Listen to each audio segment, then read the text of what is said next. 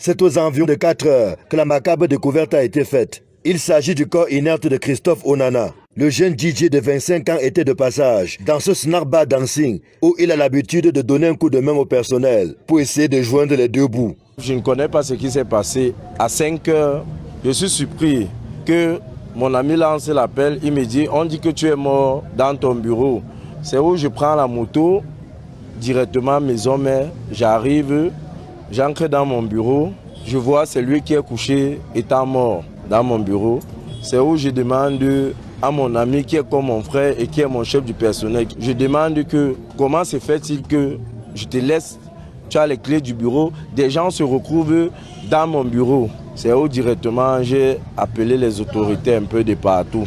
Selon les témoignages concordants, c'est en plein ébat sexuel avec l'une des serveuses que le jeune homme a avalé son acte de naissance. Bon, on a trouvé le monsieur mort et la jeune fille a été conduite au poste de police d'un Corbeil-Bissau.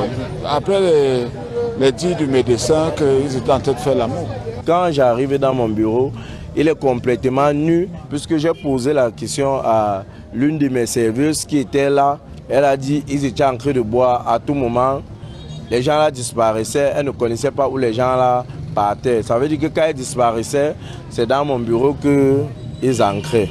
Informé, le sous-préfet de Yaoundé 7 est descendu sur les lieux du drame. Après les constatations d'usage, le corps a été déposé dans une morgue de la place et quelques témoins présents au moment des faits, y compris la serveuse, ont été interpellés pour besoin d'enquête. Nous pensons que le commissariat de 12e est à pied d'œuvre pour nous permettre d'avoir les détails des circonstances de ce qui s'est réellement passé. Il y a encore quelques jours, nous avons placé ce SINAC bar sous scellé administratif pour faire face à la promotion de la promiscuité, de la prostitution, de beaucoup de petites et mauvaises choses qui se développaient dans le coin.